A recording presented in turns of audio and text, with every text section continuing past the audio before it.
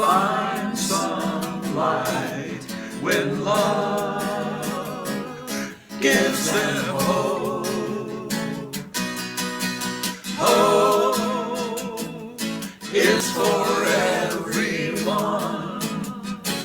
We rise to give life to hope. Every spirit breathes with one deep need for hope.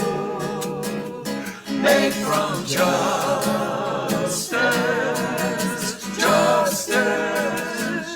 is for everyone. Tempered with mercy, it'll grow. Everybody shares the burden. Every justice makes peace.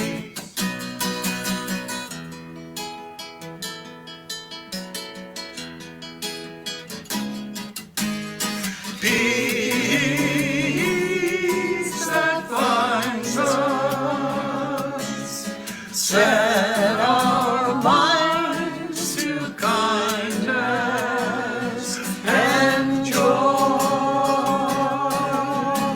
Joy is for everyone.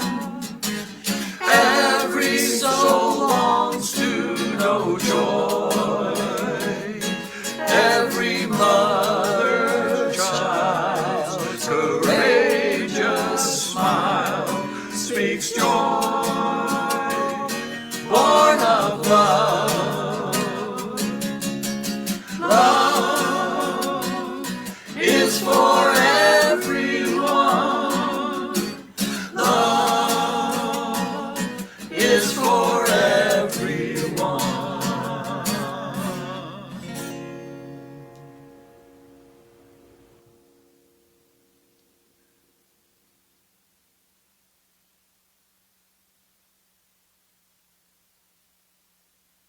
In every house I will enter for good.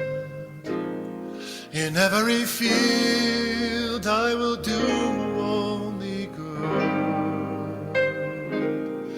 By every river I will turn my hand toward good. This is a promise I will keep. This is a promise I will keep. This is a promise I will keep. I will turn my hand toward good. This is a promise I will keep. And if I am asked to turn my hand toward harm, toward hate, and if I am asked to turn my thoughts toward harm, toward hate, and if I am asked to turn my life toward harm, toward hate, I would refuse. This is a promise I will keep. This is a promise I will keep. I will turn my hand toward good. This is a promise I will keep. For all of the dreams of the children, daughters of the sons of daughters, for all their dreams, for all of the hopes of the children, daughters of the sons of daughters, for all their hopes, for all of the promise of the children, daughters of the sons of daughters, for all their promise, hopes and dreams, for 7 generations.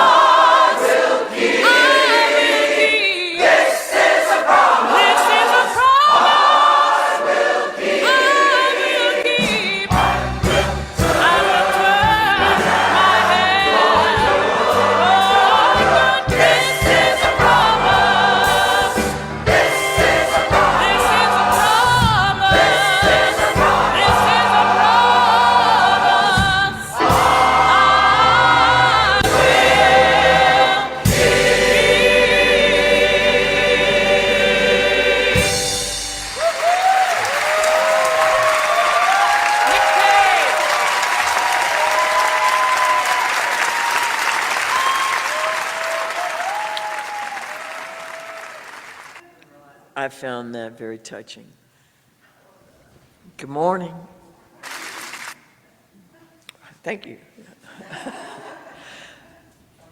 We are here together in our agreements on how we will treat one another and how we think we ought to live in the world. We don't all think about ultimate things the same way. We don't all agree on what happens after life, or we don't all agree on ideas of creation or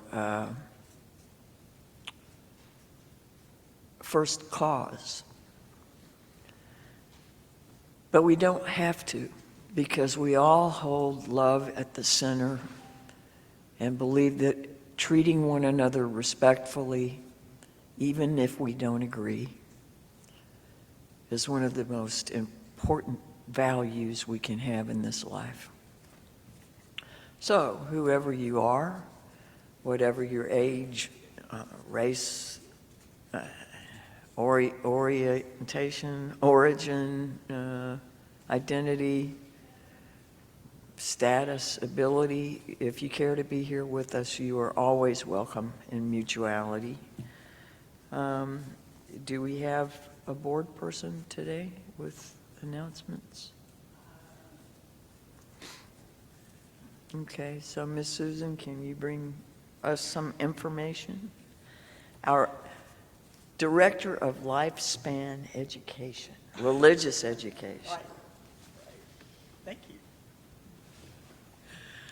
Good morning. First, our board person of the day is our volunteer of the month, who is Taha Hyatt. And he has done a lot for this congregation, including starting our chapter of Unitarian Universalists for Justice in the Middle East. And he's been the connector for a lot of the events and speakers and other things that we've had. He represented us at our National General Assembly on a panel there about anti-apartheid congregations, of which we, Shreveport, Louisiana, was the first UU church in the country to adopt that status. So we're very grateful to Taha, and next time he's board person of the day, by God, we will get him here. But, we love you, Taha. Our giveaway the plate this month is, thank you. The LSU Shreveport chapter of Students for Justice in Palestine. And this collection, I believe, will be sent directly to families in Gaza that are known by the students to help them out. So we appreciate anything that you give that is not earmarked for pledge will go to give away the plate to Students for Justice in Palestine. Next Sunday, September 21st, is our vegan potluck and movie. And you don't have to be vegan to attend. We encourage you to bring a vegan dish, either of your making or pick something up, whether it's fruit salad or whatever. And but there are lots of great vegan recipes online. There are lots of great vegan YouTubers that I'm really enjoying, cooks, learning a lot from them. So I really encourage you. This is sponsored by the Peace Alliance, which is a group within the church that is supporting the idea that our path to peace can lead through our plate, that it's about a lifestyle change. It's about a lifestyle change that, of course, is less cruel, but is also better for us health-wise and better for the planet. And there's a lot to learn about that. And this group is not judgmental. They're not saying, no, you have to be vegan today. Believe me, some of us are struggling along this path, or not struggling so much, but just veering off every now and then, and whatever you can do, whatever. What? And some of us aren't on it, yeah. But anyway, I'm rambling, and I apologize for that. There are flyers out in the foyer, and encourage you to take one as a reminder. And I think a couple of folks thought it was today, and so I believe there's some food to share in the back. And that's wonderful. So think of that as the vegan potluck preview, and please plan to come back next week. Game night is this Friday. Thank you. Game night is this Friday night at 7 to 10 down in the social hall. Board games, cards, whatever. I actually have a game that I'm going to bring that I'm hoping y'all will like and want to play. We'll see. But it's always fun. There's usually food. So you're welcome to bring whatever snacks you like, or bring whatever games you might want to play, or just come, just show up, because there's usually plenty of both. Building and grounds has been moved. It's usually the second Saturday. It's been moved to this coming Saturday, the 20th, and that will be 9 a.m. to 1 p.m. All of the work that maintains this physical space, except for some basic lawn mowing and some basic cleaning, is done by us, is done by the members and friends of All Souls who show up on these building and grounds days. So, and people can depict things that they love. Kelly has a vacuuming ministry, and I kind of love that. She puts on her headphones, and and this place just looks immaculate when she's done. And so if you've, and it's a great place also to kind of meet friends and spend time working together and get to know people better. And there are usually snacks, so that's always good too. September 30th, there will be a house meeting training at Grace United Methodist Church with our congregation and Grace and whoever else from the neighborhood we can come. But it'll be about learning how to have a house meeting so that then we come back into the congregation and have meetings and learn what the issues are that we would like to work on locally, and how we might work with other individuals and other congregations. This is through North Louisiana Interfaith. And so, what? And, oh, yeah, it is nonpartisan. The organization doesn't give to candidates, take money from candidates or office holders. It's about issues that we want to work on together. We may not agree on everything, but we find things we can work on together and agree on, and that's what we do. I think I've talked long enough, and there's probably something I've forgotten, and if there is, then that gives you a good reason to talk to all of your friends here and tell them what Susan forgot. Thank you very much.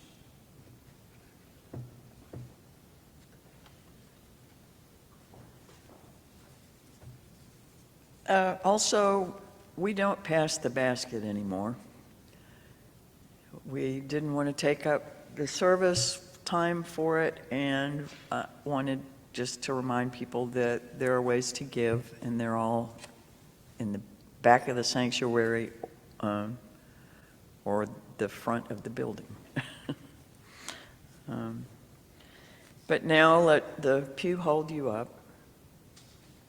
Relax into your seat. Let your head and your feet get into the same space. Well, not physically, but take an easy breath or two if you can.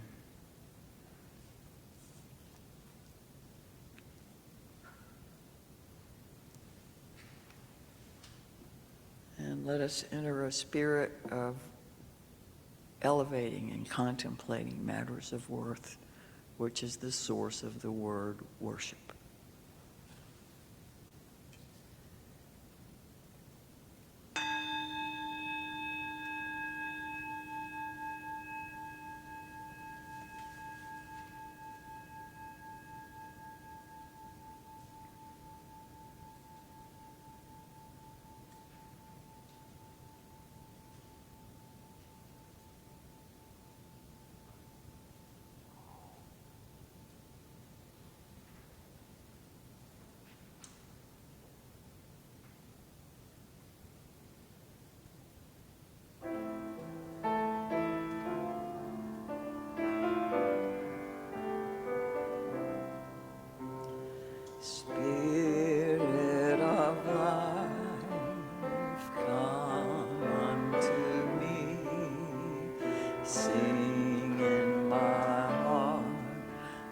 the stirring of compassion, blow in the wind, rise in the sea, move in the hand, giving life the shape of justice.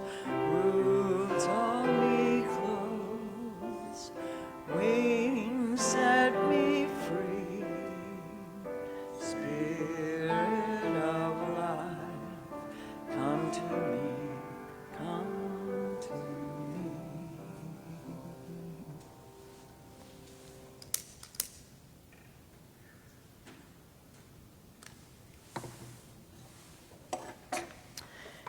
In this free church, we come together without creed. We come together in the stubborn belief that community is possible and that peace is more than a dream. Believer, unbeliever, or wild one, you're welcome. Identity seeker, sinner, stateless or not, you are welcome. Nature tripper, urban dweller, or saint, you are welcome. How shall we divide the world but by our breaths? History maker, marginalized, unorganized, you are welcome. Funny, temperamental, shy, or wise, you are welcome. Is there someone that would like to help lead the first part of our chalice lighting?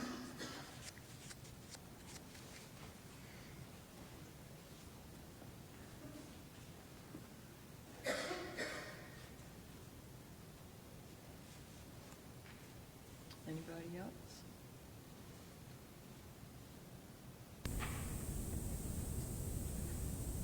Thank you, Amy.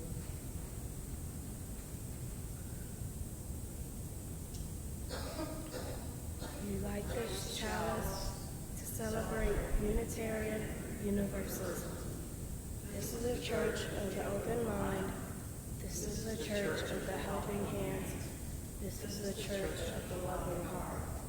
Together, with mind, hands, and heart, we care for the earth and for each other. Thank you.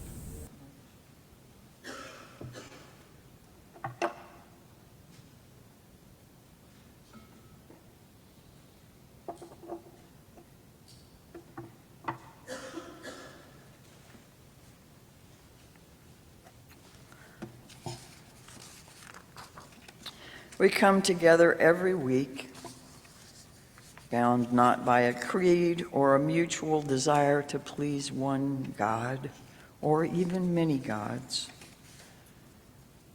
Yet we are drawn together by a belief that how we are in the world and who we are together matters. We light this chalice together in the knowledge that love, not fear, can change the world. Would you please rise in body or spirit and say with me the unison affirmation?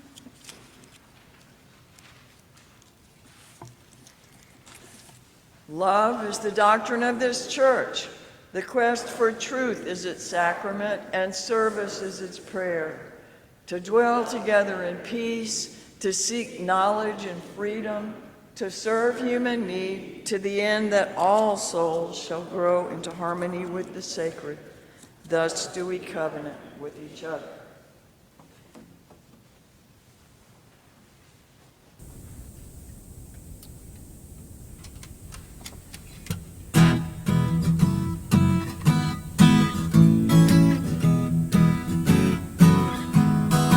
Love will guide us. Peace has tried us.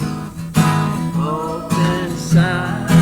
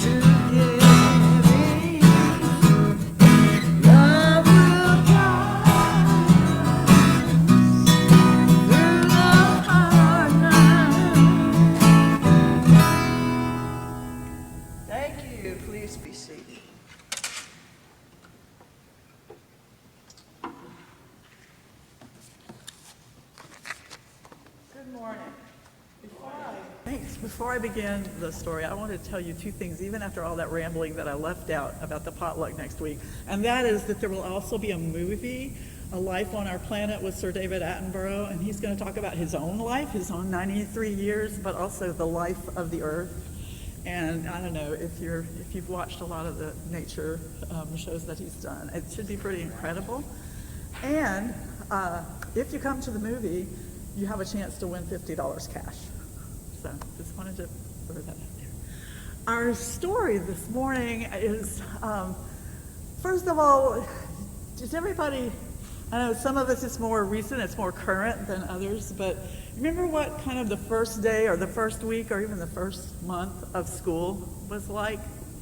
And I know for some of you it's very recent memory, but there's some uncertainty, right? There's some, like, kind of learning what the rules are. Like in the classroom, there are rules, and the teacher's going to say, like, when you will go outside, when you will do a certain subject, when there's time to work on your own, and when there's time to listen to the teacher. And the teacher kind of sets these rules, right? These are rules that have come down from the teacher to the classroom. But then, do you remember, or has anybody been on a playground where you've made up a game? Or in your house, playing with your friends, where you've made up a game? Yeah, Jackson, you want to tell us about it?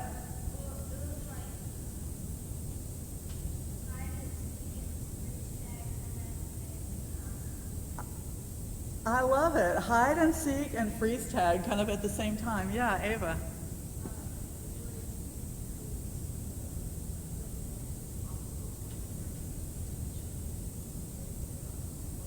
Nice. So making your own obstacle course and kind of racing each other through the obstacle course. I love it. So when you make up a game, how do you decide on the rules? Okay.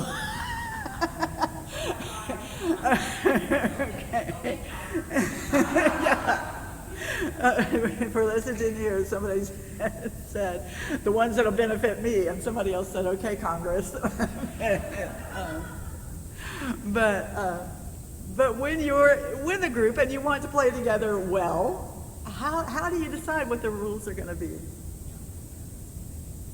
You don't? Is that what you said? Mutual agreement. You have to talk about it, don't you? You have to decide. Like, I think of things like playing in the house, the floor is lava. Anybody ever play that where you had to jump on the furniture? Well, is the floor lava or is the couch lava? You know, and we have to decide this, and we have to work this out among us, right?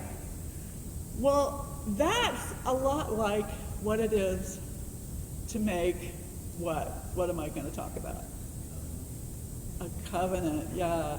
Which is something the children and youth have been doing in their class. Whenever they start a new year, they make a covenant. They agree about the things, how they're going to be together. It's not the rules, because it doesn't come down from the teacher. Teacher can have suggestions, and I'm sure they do, but it comes from the group. It comes from the group. They mutually agree that this is how they're going to be together. And it's not rules, it's something more important than rules. You remember what that is? Promises. I heard it from several people. It's the promises we make to each other for the way that we'll be together. Years ago, in 1961, there were the Unitarians and the Universalists, and they decided that they had a whole lot more in common than they had differences, and decided to come together as one faith, which is why we have an 11-syllable name. It's why we are Unitarian Universalists, because before that, and an anniversary that this church will celebrate soon, when we affiliated with the American Unitarian Association, because this was a Unitarian church first, and then became a Unitarian Universalist church in 1961. But when they got together, do you think that just happened overnight? I mean, I was going to say, have you met Unitarian Universalists, right? Well, does anybody know who the first people to come together were? Yeah, what, Reverend Barbara, tell us? The children. The children and youth, yes, the young people, and Tina knew it too, yeah. The youth were the first ones to kind of start meeting together, start making covenants together, figuring out how they would be together. You know who was next? I'll give you a hint. DREs, no, women. it was the women who came together.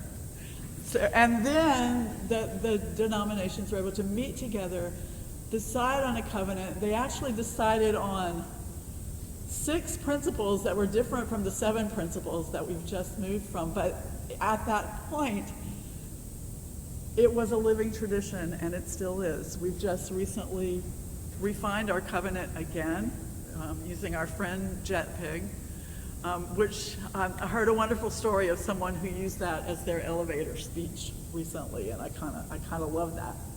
That hey, I was able to remember JetPig. So we make covenants, we make promises for the way that we're going to be together. What happens if someone breaks the covenant? Did you say they get in trouble? They can feel bad. They can feel bad. And what do the other people do to try and kind of fix that? Help them, listen to them, make them know that they're still part of the circle. Oh, comfort them. Thank you. Thank you. It's a distance from up in the balcony. I appreciate that, Ava. Thank you. Comfort them. Yeah, I think that's part of it. To be sure that they know they're still a part of the community. And that's how we, as grown-ups too, can deal with our conflicts and our disagreements. We make covenants here from little all the way up. Thank you so much for listening, and we'll send the children and youth to their class. Go now in peace, go now in peace.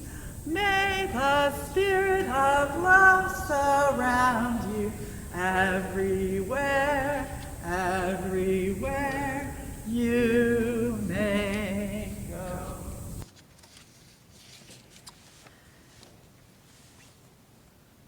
A man named James Luther Adams was an American minister and a Unitarian parish minister, and he was also a professor at virtually every seminary that we, the Unitarians and Universalists, had on the East Coast at one point in history. He was the most influential theologian in America for Unitarian Universalists for most of the 20th century.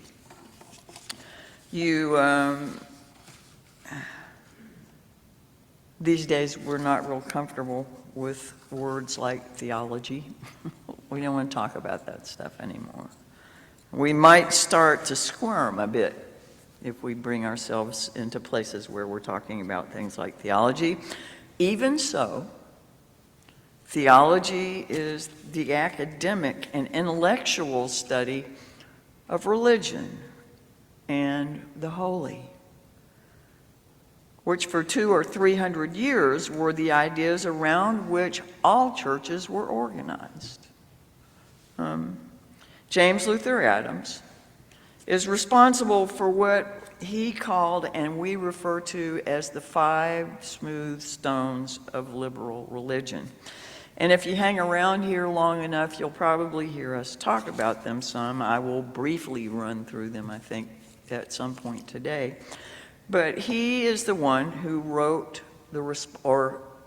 from whom the responsive reading today is taken. And I wanted you to have some background on him, not just say his words. So the responsive reading is on the screen. I hope you can see it. I call that church free which enters into covenant with the ultimate source of existence. that sustaining and transforming power not made with human hands. It binds together families and generations, protecting against the idolatry of any human claim to absolute truth or authority. This covenant is the charter and responsibility and joy of worship in the face of death as well as life. I call that church free, which brings individuals into a caring, trusting fellowship that protects and nourishes their integrity and spiritual freedom, that yearns to belong to the church universal. It is open to insight and conscience from every source. It bursts through rigid tradition, giving rise to new and living language, to new and broader fellowship. It is a pilgrim church, a servant church, an adventure of the Spirit. The goal is the prophethood and priesthood of all believers, the one for the liberty of prophesying and the other for the ministry of healing. It aims to find unity in diversity under the promptings of the Spirit that bloweth where it listeth and maketh all things new.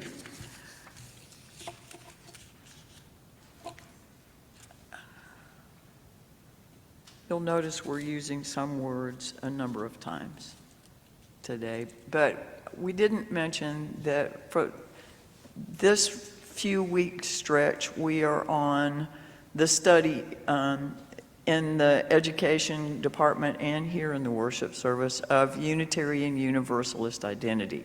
We divide the year up into topics and try to cover a lot of ground in that topic over like a 5 or 6 week period, and then we have an intergenerational service that celebrates what the kids, our young people, learned on those things, and we have everyone in the service the whole time.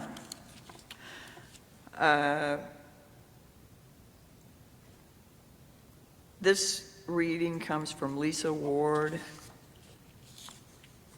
and Norman Allen. We talk about covenants and creeds, having them and not having them, but what are we talking about when we say that or use those words? A covenant is not a definition of a relationship. It is the framework of our relating. A covenant leaves room for chance and change. It's humble toward evolution. It claims, I will abide with you in this mutual endeavor, be present as best I can in our becoming. This calls for a level of trust and courage and sacrifice that needs to be nurtured, renewed, and affirmed on a regular basis. It's usually formal, solemn, and binding agreement. That a covenant is usually a formal and solemn and binding agreement, a pact, a promise, a pledge. A covenant is giving your word. It has gravity. We use the word a lot, but seldom engage in formality of making those pledges. I want you to think about that a little.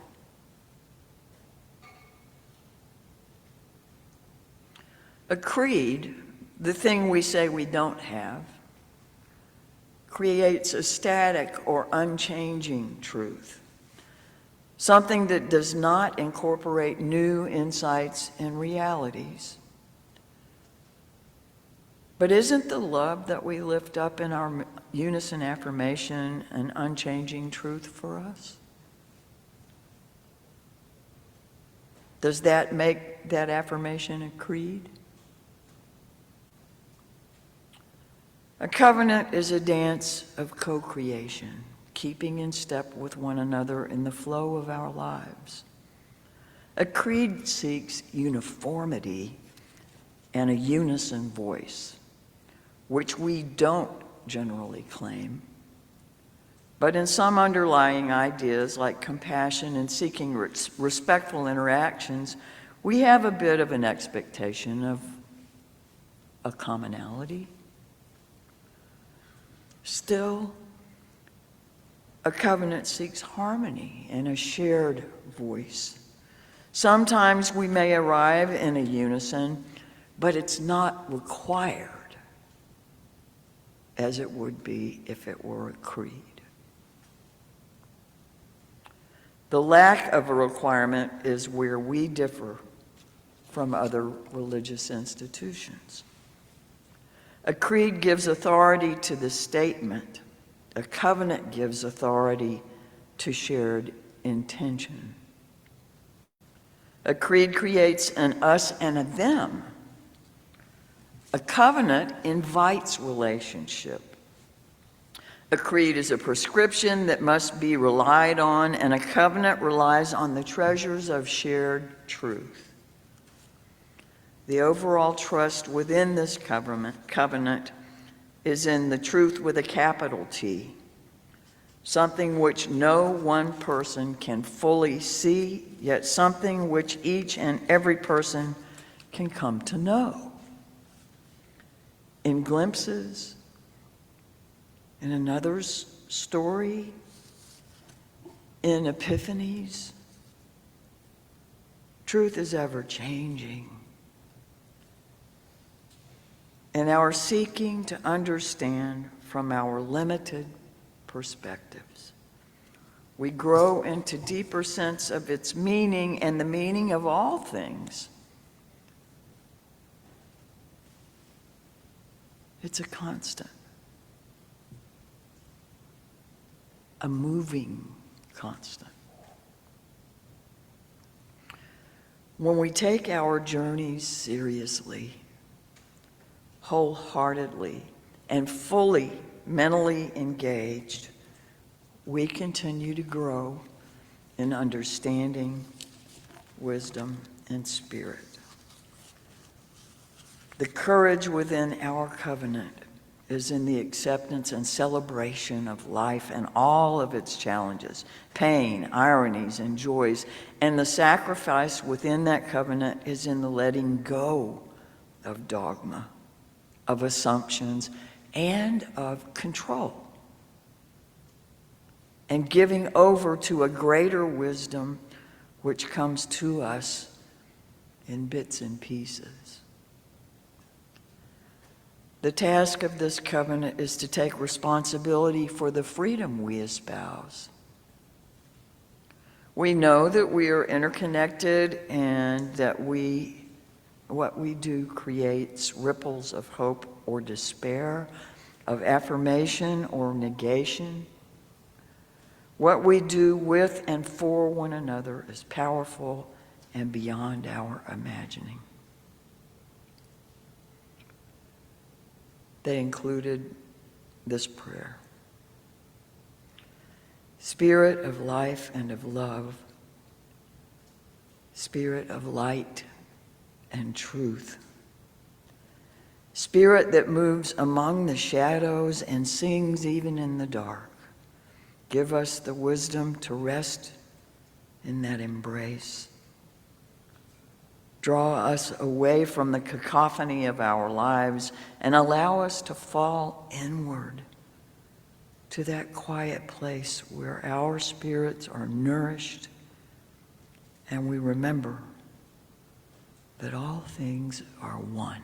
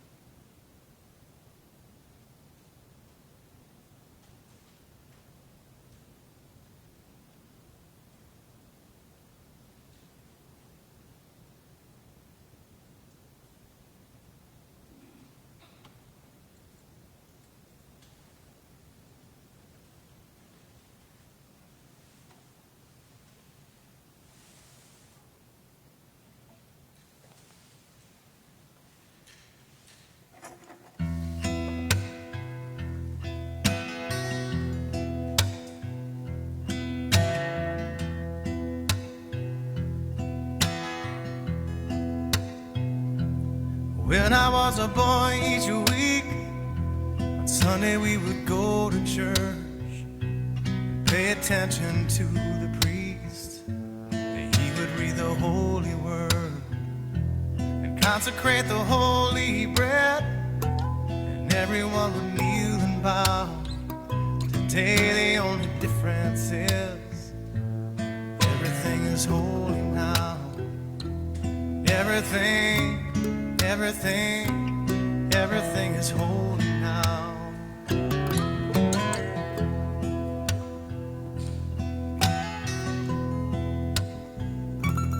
when I was in Sunday school, we would learn about the time Moses split the sea in two, and Jesus made the water wine. And I remember feeling sad. Miracles don't happen still. Now I can't keep track, 'cause everything's a miracle.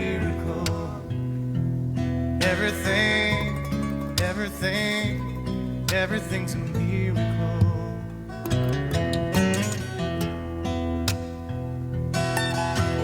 Wine from water is not so small, but an even better magic trick is that anything is here at home.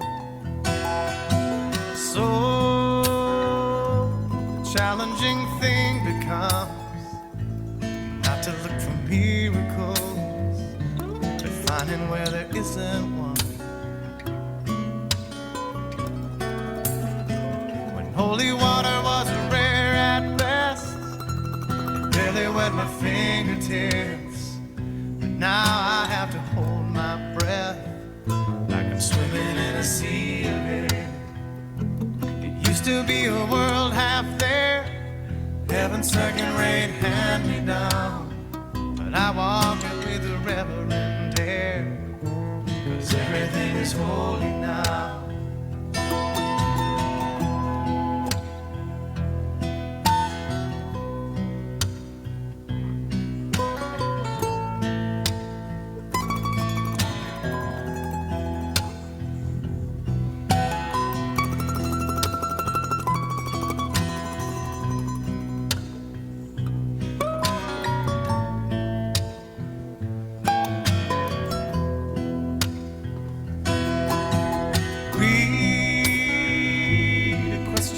Child's face, say it's not a testament. That'd be very hard to say. See another new morning come, say it's not a sacrament. I tell you that it can't be done.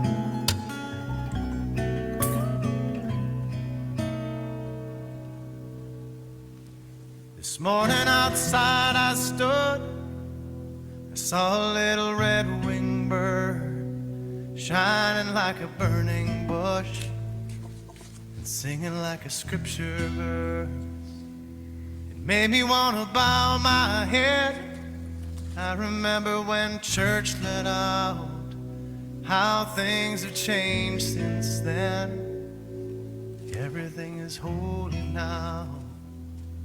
Used to be a world half there, heaven's second-rate hand-me-down, but I walk it with a reverent air, 'cause everything is holy now.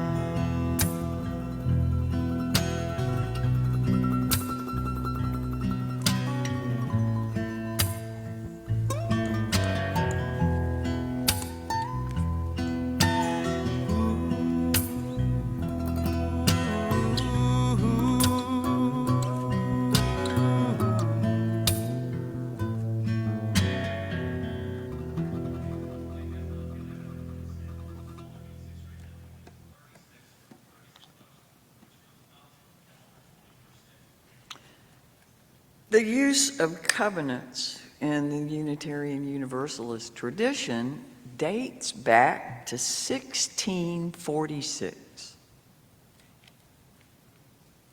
That's pretty impressive, huh? That back then they were talking about something called the Cambridge Platform, and that was organizational rules. And I heard a bunch of people early on in my Unitarian sojourn and Unitarian Universalist sojourn talk about the Cambridge Platform. Most of them were like people that would love Robert's Rules of Order. They like process, they like knowing what, the rules are and how they came to be in history. I mean, I have a hard time following a lot of that, and so I leave it to the people who have a gift for those sorts of things. But the Cambridge Platform was part of the New England part of this country. Initially, the Congregationalist churches, and people had come over from England to escape being told what they had to believe. The Unitarians were, I think, the people who were more like intellectually inclined and were reasoning their way through these religious traditions and saying, that's not in this book. This is not what it says. This is not what I believe is true. We're making these changes. And the Congregationalists were, some of them were part of that also. They were still, however, followers of the teachings of Jesus. The Universalists, in my impression, were the people who had feelings about what they understood God to be. And because God was love, God would not condemn anybody. And they were the more mystically inclined version, even though the Transcendentalists were part of the Unitarian Church. And they were having all these mystical experiences themselves. Anyway, covenants were how the different churches organized. They didn't want some overlord telling them how to do church. And so they had what's called individual church polity. That meant that the governing of each congregation was run by that congregation. We still have that. Our association with the Unitarian Universalist Association of Congregations provides us with what they consider best practices. It provides us with resources for people that we can turn to if we need help with different things. But they don't tell us what our rules are going to be. In this particular tradition, each congregation is responsible for that themselves.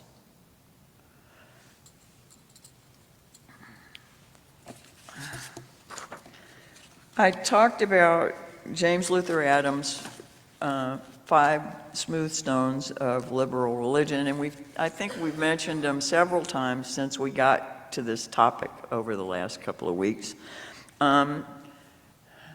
The 5 smooth stones is a reference to the 5 smooth stones that David picked up when he was going to go slay Goliath.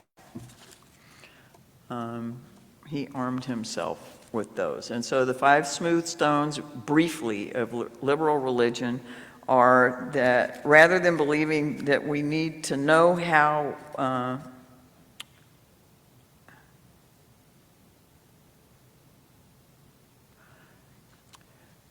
rather than believing that all truth is contained once and for all and sealed forever in a sacred text, we believe that revelation is ongoing. It's perpetually unfolding. That's the first stone.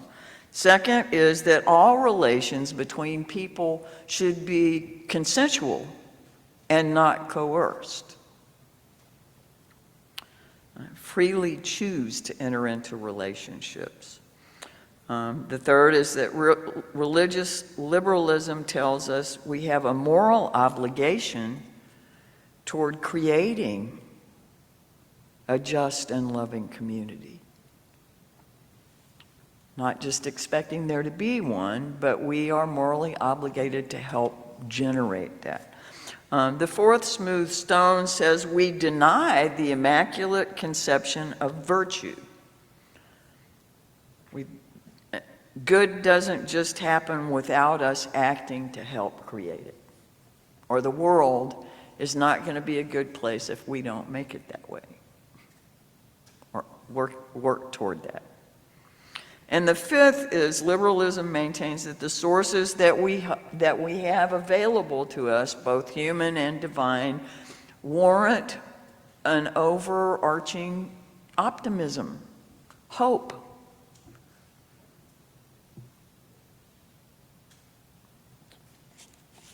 Five beautiful ideas to organize around, but in liberal religion, we don't tell you what to believe or how to practice it. That makes this harder than going someplace where somebody's going to tell you what you need to believe and exactly what you need to do about that. You have to do the work yourself, and hopefully we can help you have the tools you need for that journey.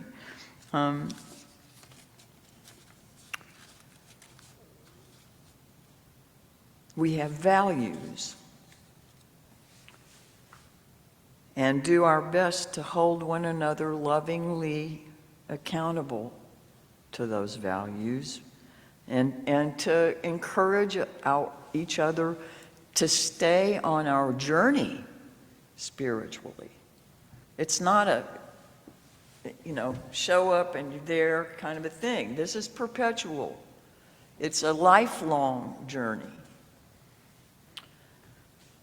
Anyway, there's a thing about covenants that Connie Goodbread, who for at least 3 years was the co-director of the Southern region, and has also served in some capacity in every region of the Unitarian Universalist Association. She's been serving for 17 years or more. Anyway, she came up with these ideas about covenant. And the reason that I'm talking about them is, let me just ask for a show of hands. How many of you feel like you have ever made an actual covenant, some sort of declaration with the other people in this room? Okay, well, I'm surprised by that. I thank you. The process can be real relaxed. And I don't know if people know when they have made those covenants. But I want to talk about it a little bit more if you'll let me. And I want to share what Connie had to say about it. She said, covenant as a discipline looks like compassion, curiosity, humility, trust, and trustworthiness. Before covenant can be alive between me and thee, she says, it must be alive in each.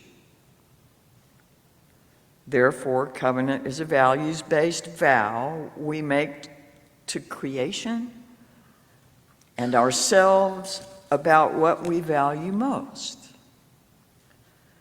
These deep values are what we call ourselves back to when relationships and situations are difficult. We hold ourselves accountable to these values. Once covenant lives inside me and inside you, then and only then can we make it live in the holy space that is between us. Give it life. Once it lives between us, it binds us one to another. Once it is alive between the people of the community, it is alive in the community, and it binds the community together. Covenant is a vow of our hearts. In community, we share our heartfelt values, come to a common understanding of the values we share, and create a community covenant grounded in our shared values. This covenant we make together and keep together and break together and fix together. Covenant helps me first to bring myself back into relationship before I ever ask others to come back into covenant. Covenant is staying at the table, a willingness to be transformed by the reality of other people.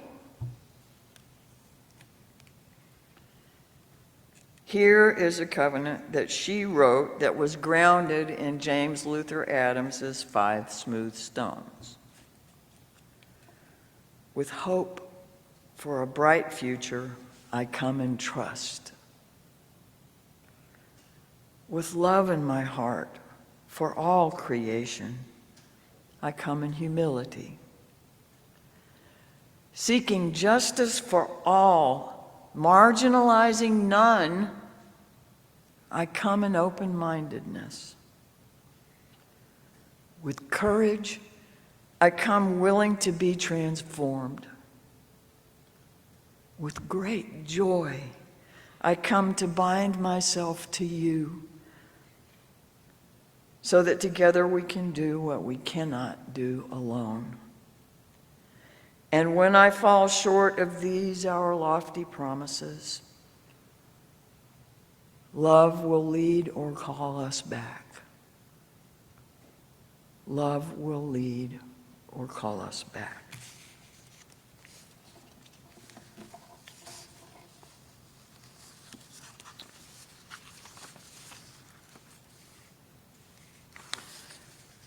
In the JET-PIG, is it acronym? Justice, equity, transformation, pluralism, interdependence, and generosity. One of the words is transformation. How many times have you been transformed when it was your idea?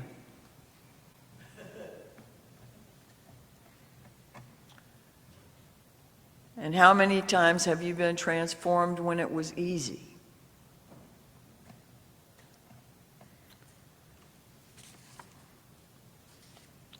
It's part of that growing pains thing, I think.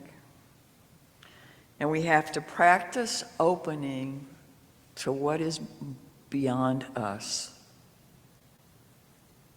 Whether it's the space between us, the ideas that we don't agree with that somebody else holds. Just doesn't mean adopting or adapting even to them. Being open to them is a different thing. Being able to hear what someone else is saying and maybe get a sense of what brings them to say that. That kind of openness is a practice, and it's hard.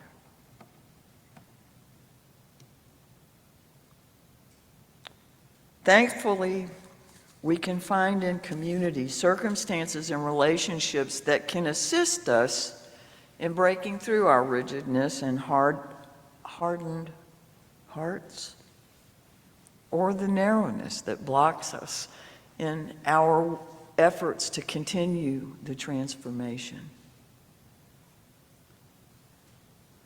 We can do it in stages. We don't have to hurt all the time. We can celebrate every time we see something new. We as a congregation want to offer what resources and opportunities you, the members, need or want in order to continue that growing and connecting and thriving even in these challenging and sometimes heartbreaking times. Please stay tuned as we get new opportunities up and running. We're working on that. We had a board retreat this weekend, and we talked about a number of things that we want to institute in the not distant future. And all of them will serve some portion of you.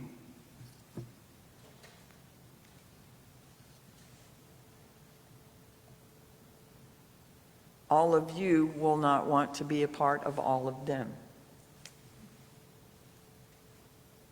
That's okay. Plurality, right? I want to encourage you to give some real thought here. Centered consideration, whether you call that prayer or meditation or just zoning out.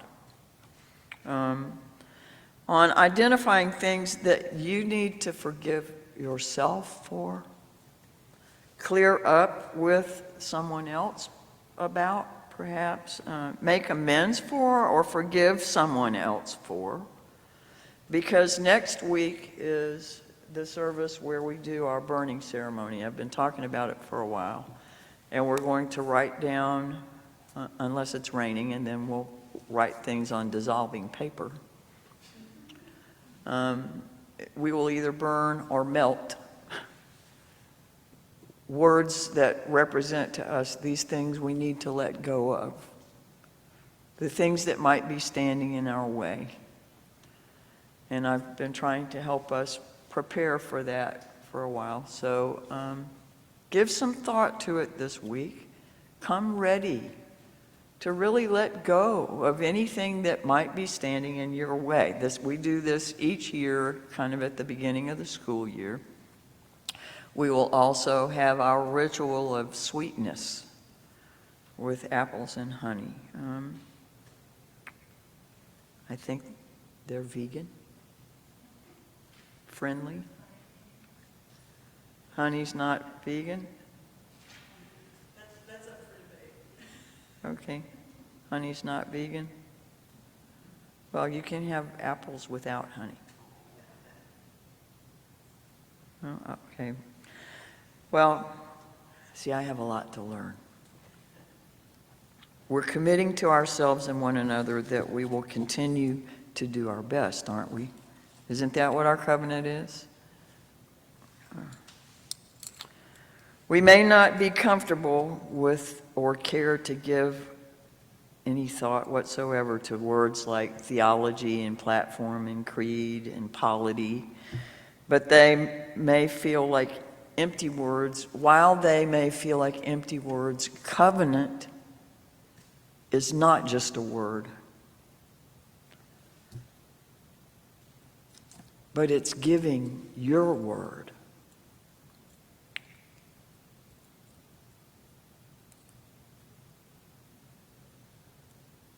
Let's remember what we promised to one another and do our best to stay connected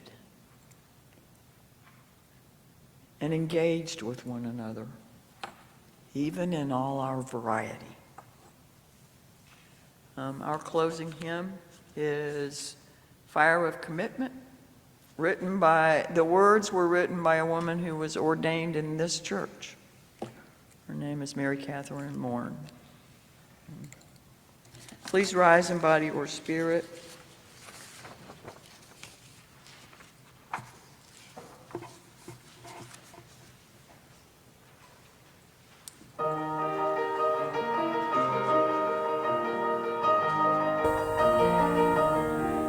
From the light of days remembered, birds a beacon bright and clear, guiding hands and hearts and spirits into faith set free from fear.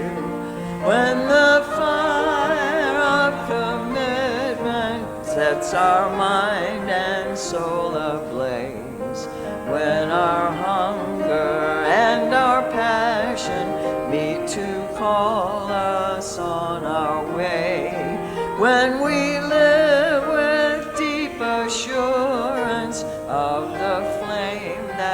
burns within, then our promise finds fulfillment and our future can begin.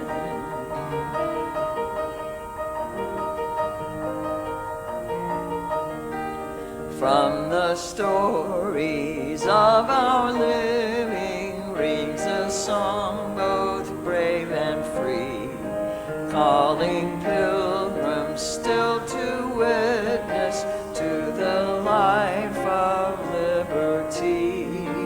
When the fire of commitment sets our mind and soul ablaze, when our hunger and our passion meet to call us on our way, when we live with deep assurance of the flame that burns within, then our promise finds fulfillment and our future can begin.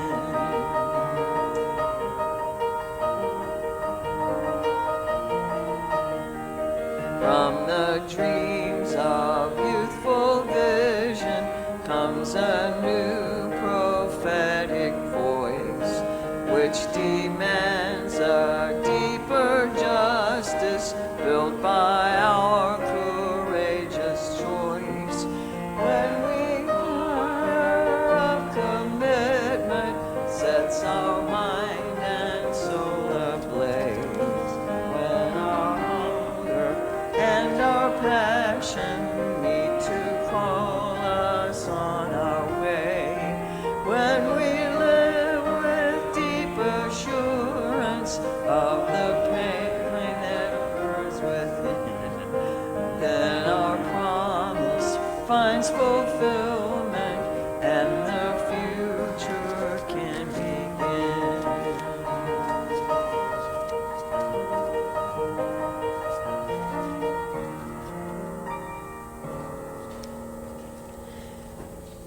It's our work shared with each other in covenant that creates and sustains the beloved community. We extinguish this chalice, but the light continues. It's the light of this faith, and it lives within us, in our hearts and minds and bodies and spirits.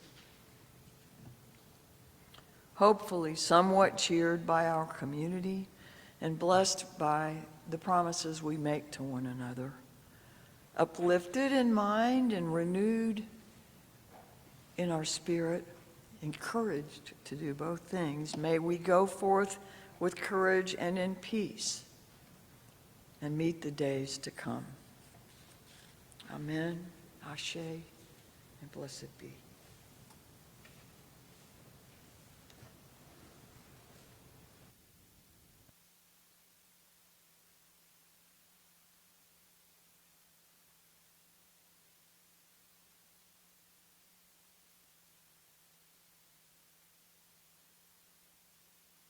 One, two, three, four.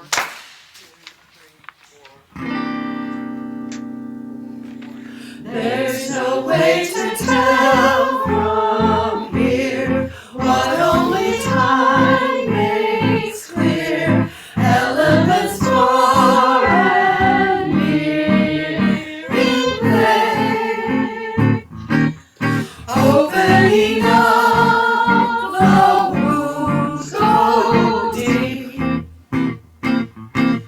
Lessons come free.